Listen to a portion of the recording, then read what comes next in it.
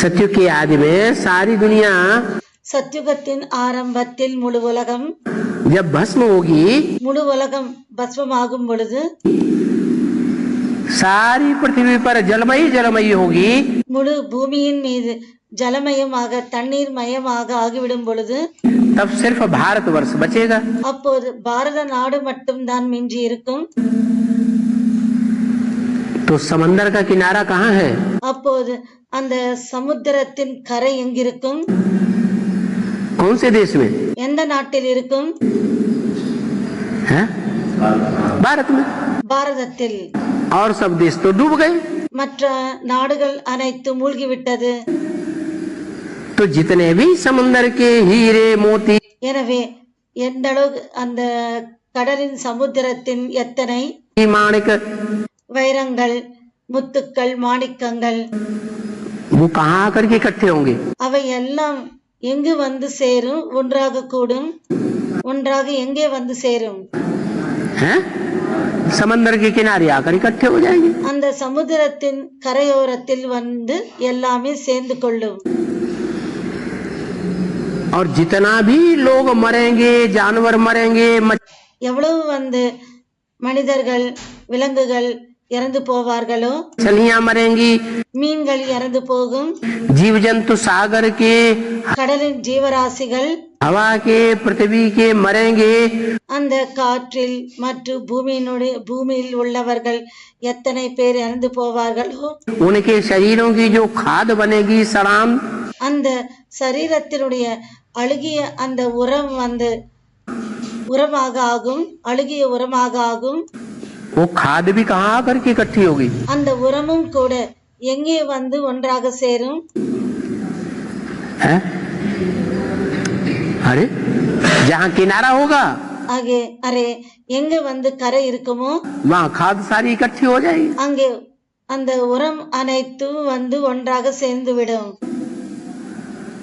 तो खाद वाली सात्विक खाद वाली मिट्टी होगी। அப்போது அந்த நேரத்தில் சாத்வீகம் நிறைந்த மண்ணினுடைய உரமாக ஆகிவிடும். अनाज को भी जिसमें गर्मी भरी हुई होती है, தானியங்களையும் கூட எதில் வந்து சூட்டுத்தன்மை இருக்குமோ उसको ठंडा और सात्विक कैसे बनाते हैं? அதை சாத்விகமாக குளிர்ச்சி செய்வதற்காக என்ன செய்வார்கள்? குளிர்படுத்துவதற்காக என்ன செய்வார்கள்? अनाज को क्या करते हैं? அந்த தானியங்களை என்ன செய்கிறார்கள்? पानी में भिगोते हैं। தண்ணீரில் ஊற வைக்கிறார்கள். पानी में गेहूं या अनाज भिगोने से उसकी गर्मी, उसकी तमो प्रधानता निकल जाती है। தண்ணீரில் கோதுமையை தானியங்களை வந்து ஊற வைப்பதினால் அதோட தமோ பிரதானம் வந்து வெளியேறிவிடும், அந்த சூட்டுத்தன்மை வந்து போய்விடும். तो ऐसे ही எனவே அதே போல सारी दुनिया में जो खाद तैयार होगी, पहले सड़ांध होगी, முழு உலகத்தில் உள்ள அந்த மனிதர்களின் அந்த பிணங்கள் வந்து அழுகி முதலில் வந்து அழுகி இருக்கும். सड़ांध सारी पानी में चली जाएगी। அந்த அழுகி இருக்கிற மொத்த பகுதியும் தண்ணீரில் போய்விடும். सारा नमक चला जाएगा पानी में। தண்ணீரில் அந்த மொத்த உப்பும் போய்விடும், சென்றுவிடும். அந்த உப்பு அனைத்துமே சென்றுவிடும். जो सात्विक खाद बचेगी, எந்த சாத்விகமான உரம் வந்து மிஞ்சி இருக்குமோ वो इंडिया के किनारे आकर के जमा हो जाएगी। அது இந்தியாவின் கரையில் வந்து சேர்ந்து விடும். तो बिना पैदा किए हुए எனவே அதை எதை ढेर सारा अन्न, ढेर सारे फल, நாம் விளைவிக்காமலேயே ஏராளமான அன்னம், ढेर सारी चीजें पैदा होंगी। ஏராளமான பொருட்கள், ஏராளமான பழங்கள் வந்து உருவாகிவிடும், விளையும். तो हर प्रकार का वहाँ तो सुखी सुख है। எனவே ஒவ்வொன்றும் அங்கே சுகமே சுகமாகத்தான் இருக்கும். ஒவ்வொரு வகை இருப்பதும் ஒவ்வொரு வகை இருக்கிற பொருளும் கூட சுகமாகத்தான் இருக்கும்.